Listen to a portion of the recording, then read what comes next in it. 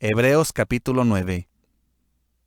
Ahora bien, aún el primer pacto tenía ordenanzas de culto y un santuario terrenal.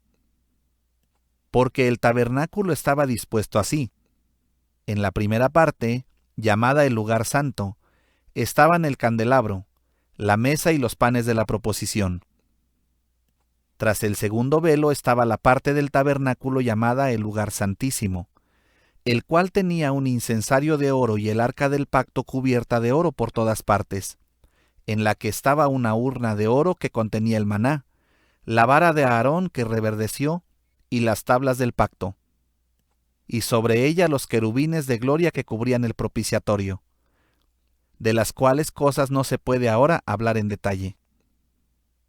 Y así dispuestas estas cosas, en la primera parte del tabernáculo entran los sacerdotes continuamente para cumplir los oficios del culto.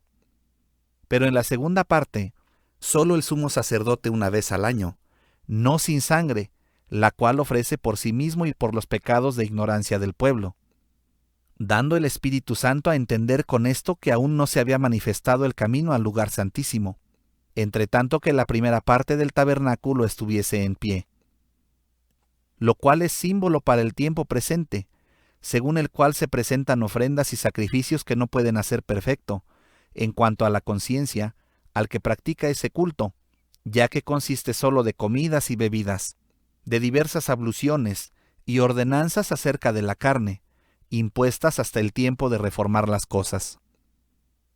Pero estando ya presente Cristo, sumo sacerdote de los bienes venideros, por el más amplio y más perfecto tabernáculo, no hecho de manos, es decir, no de esta creación, y no por sangre de machos cabríos ni de becerros, sino por su propia sangre, entró una vez para siempre en el lugar santísimo, habiendo obtenido eterna redención.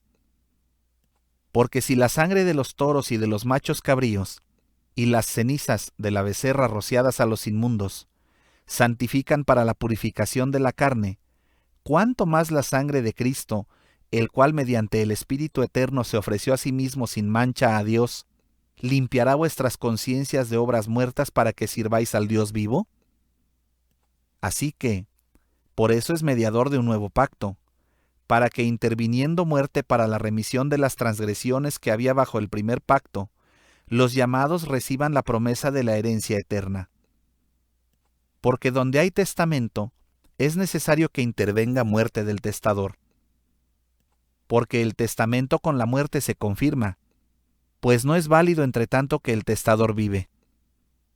De donde ni aun el primer pacto fue instituido sin sangre.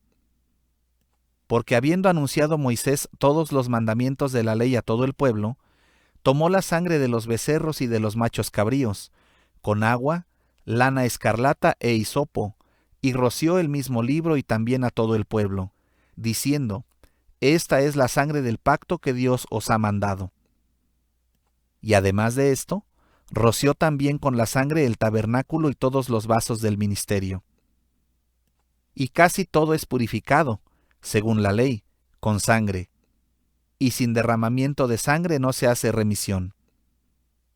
El sacrificio de Cristo quita el pecado. Fue, pues, necesario que las figuras de las cosas celestiales fuesen purificadas así, pero las cosas celestiales mismas, con mejores sacrificios que estos. Porque no entró Cristo en el santuario hecho de mano, figura del verdadero, sino en el cielo mismo para presentarse ahora por nosotros ante Dios, y no para ofrecerse muchas veces, como entra el sumo sacerdote en el lugar santísimo cada año con sangre ajena.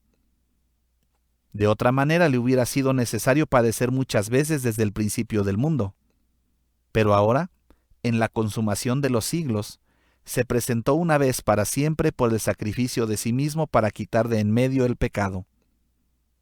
Y de la manera que está establecido para los hombres que mueran una sola vez, y después de esto el juicio, así también Cristo fue ofrecido una sola vez para llevar los pecados de muchos. Y aparecerá por segunda vez, sin relación con el pecado, para salvar a los que le esperan.